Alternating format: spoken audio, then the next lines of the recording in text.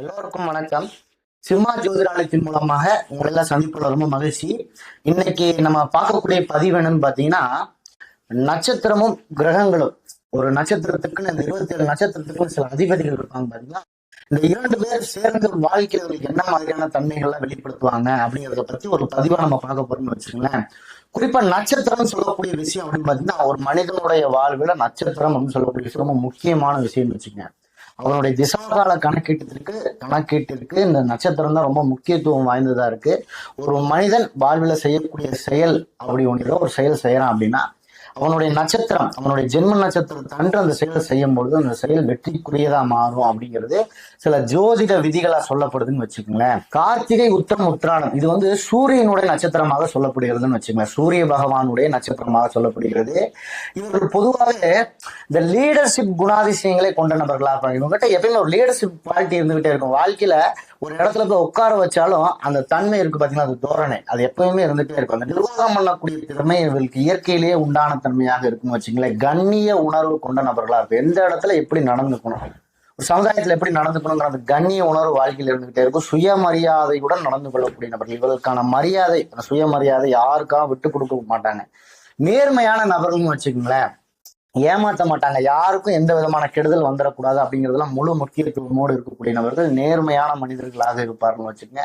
ஆனா இது மனதிற்குள்ள பாத்தீங்கன்னா கொஞ்சம் அந்த ஈகோ அப்படின்னு சொல்லக்கூடிய விஷயம் இருந்துகிட்டே இருக்கும். அது என்ன, எனக்கு பின்னாடி வந்து முதல்ல அவனுக்கு கொடுத்துட்டாங்க, எனக்கு கொடுக்காம இப்படி கூடிய அந்த தன்மை வாழ்க்கையில் இவர்கிட்ட இருந்துகிட்டே இருக்கும்.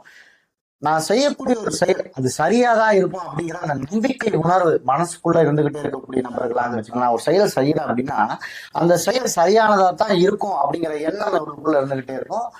குறிப்பா சொல்ல போனா அந்த அதிகாரம் அப்படின்னு சொல்லக்கூடிய அந்த தன்மை இவர்களுக்கு பிறவிலேயே இருக்கக்கூடிய வாய்ப்பு இருந்துகிட்டே இருக்குங்க. பிறவிலேயே இவர்களுக்கு அந்த அதிகார குணம் இவர்கள்கிட்ட இருந்துகிட்டே இருக்கும். இந்த கிருத்திகை, உத்திரம், உத்திராடம் இந்த நட்சத்திரத்துல பிறந்தவர்கள் சூரியனோட ஆதிக்கம் பெற்ற நபர்களுக்காக பாத்தீங்களா அந்த அதிகாரத்தன்மை பெற்றவர்களாக இருப்பார்கள். அடுத்து ரோகிணி, அஸ்தம், திருவோணம் சந்திர பகவானுடைய அந்த நட்சத்திர ஆதிக்கம் கொண்ட நபர்களாக இருப்பாருன்னு வச்சுக்கோங்களேன்.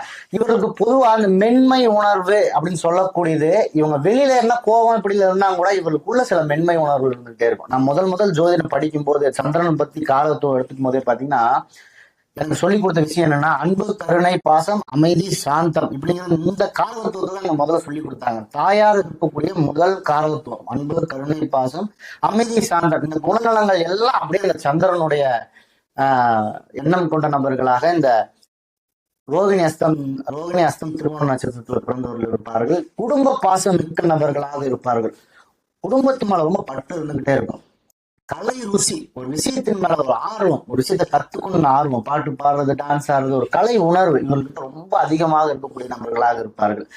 மனநிலையில அடிக்கடி மாற்றம் வாழ்க்கையில நிகழ்ந்துகிட்டே இருக்குன்னு வச்சுங்களேன். டக்கு டக்கு டக்குன்னு ஒரு விஷயத்துல இருந்து மாறி மாறி போய்கிட்டே இருப்பாங்க.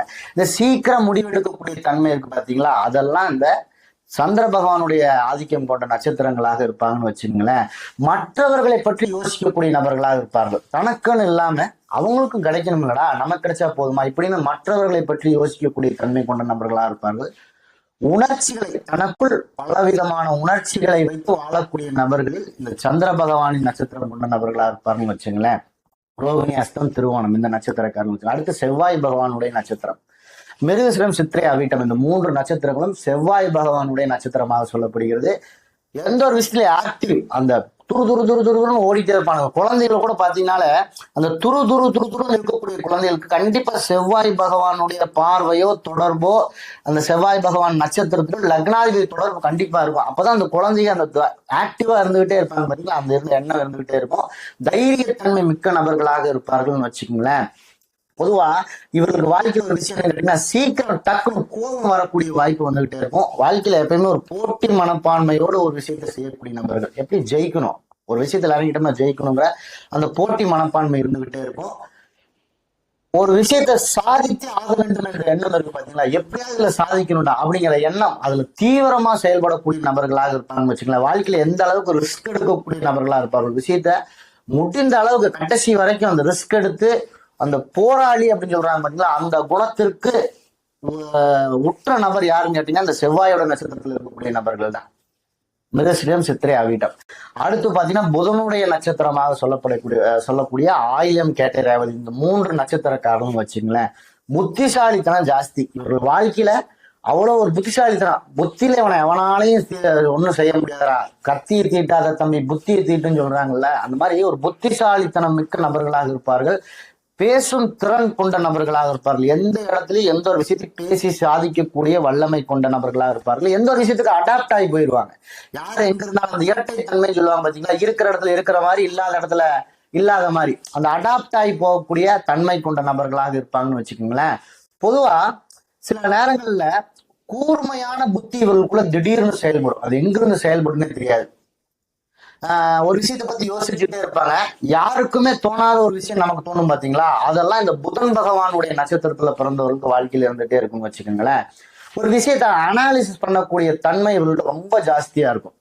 இது இப்படி பண்ணா எப்படி வரும் அப்படிங்கிற அந்த அனாலிசிஸ் பண்ணக்கூடிய தன்மை கொண்ட நபர்களாக இருப்பார்கள். ஒரு ஸ்ட்ராட்டஜி, ஒரு திட்டம் போட்டாங்கன்னா அந்த திட்டத்துல அப்படி பக்காவா இருப்பாங்க. எதிர்கால திட்டத்தெல்லாம் போடுறது இந்த ஆயிலியம் கேட்ட ரேவதி நட்சத்திரக்காரர்கிட்ட போய் கேட்டோம்னு வச்சுக்கோங்க, எதிர்கால திட்டத்தை பற்றி அதை பத்தி இந்த மாதிரியான விஷயங்கள் கேட்கும்போது அது ரொம்ப தெள்ள தெளிவா திட்டம் தீட்டி கொடுக்கக்கூடிய நபர்களாக இருப்பார்கள். அடுத்து குரு பகவானுடைய நட்சத்திரமான புனர்பூசம், விசாகம், பூரட்டாதி இந்த நட்சத்திரத்துல பிறந்தவர்கள் வச்சுக்கோங்களேன், ஆன்மீக சிந்தனை மிக்க நபர்களாக இவர்களுக்கு தெய்வ பக்தி தான்.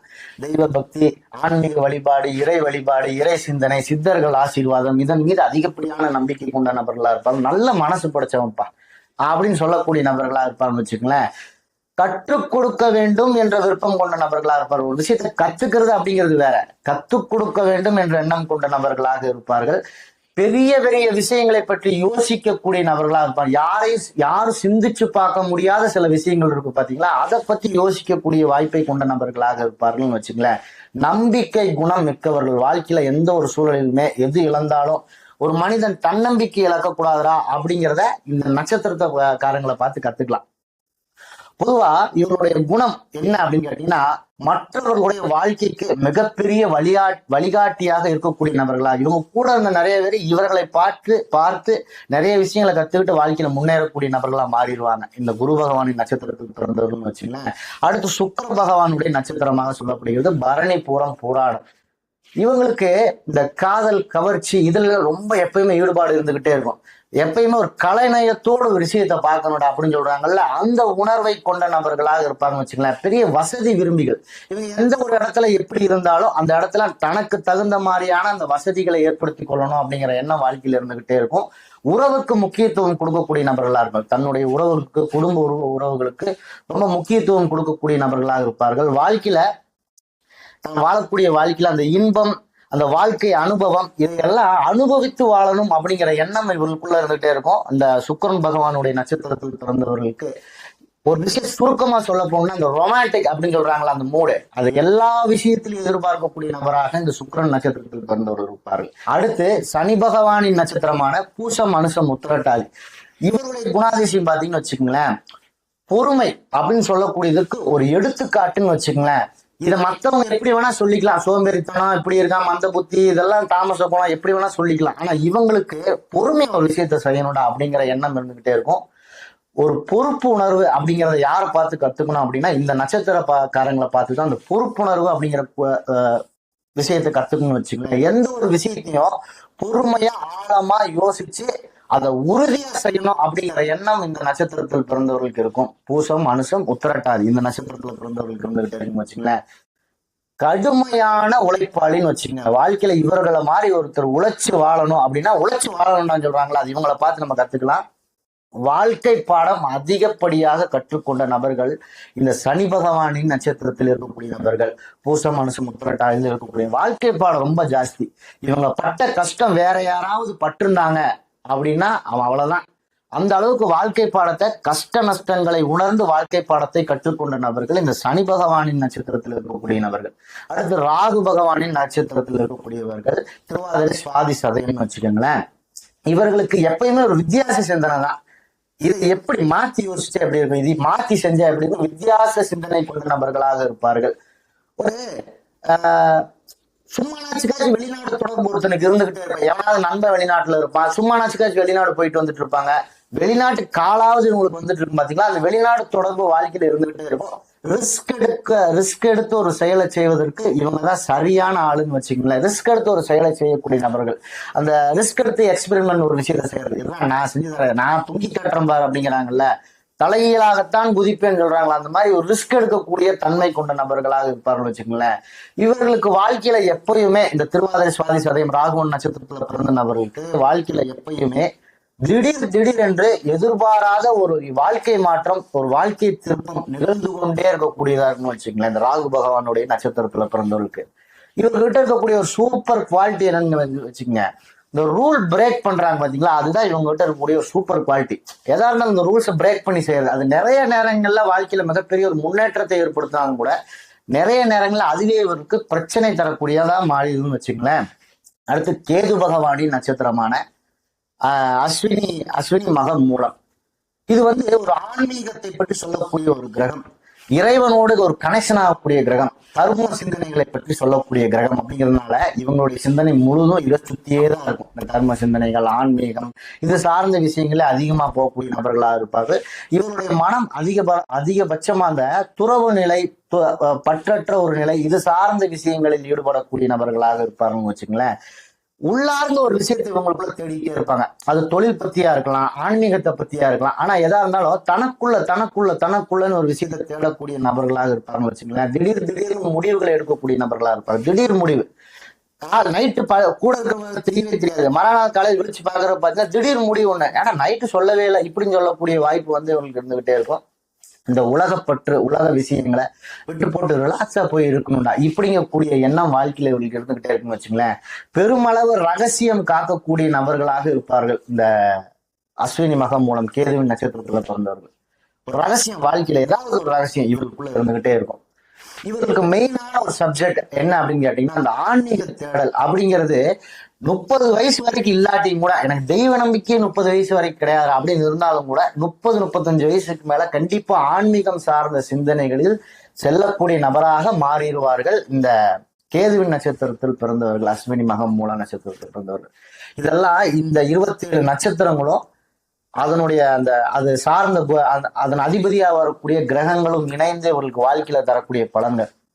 இத நான் சுருக்கமா ஒரு முக்கியமான வரிகளை எடுத்து உங்களுக்கு நான் ஒரு பதிவா கொடுத்துருக்கேன். ஏன்னா எல்லா 27 நட்சத்திரக்கும் முழு விளக்கம் தரும் போது ஒரு 1 மணி நேரம் 1.5 மணி நேரம் போச்சுன்னு வச்சுங்க, உட்காந்து பாக்குறவங்க வெறுத்து போயிடும். ஏன்னா ஒவ்வொருத்தரும் ஒரு 10 நிமிஷம் வீடியோ பாக்குறாங்கன்னா அவங்க முக்கியமான வேலையை விட்டு போட்டு உட்காந்து அது ஒரு 10 நிமிஷம் வீடியோ பாக்குறாங்க. நம்ம அதுக்கும் சில ஒத்துழைப்பு கொடுக்கணும். அதனால என்னால முடிஞ்ச அளவுக்கு சில முக்கியமான கருத்துக்கள் நான் உங்கள்கிட்ட கொடுத்துருக்கேன். நான் சொல்லக்கூடிய விஷயம் உங்களுக்கு பிடிச்சிருக்கு அப்படின்னா என் சேனல் ஒரு லைக் பண்ணுங்க, ஒரு ஷேர் பண்ணுங்க, ஒரு கமெண்ட் பண்ணுங்க, ஒரு சப்ஸ்கிரைப் பண்ணுங்க. அடுத்தடுத்த பதிவுகள் உங்களுக்கு கிடைப்பதற்கு எனக்கு அது உதவியா இருக்கும். நன்றி.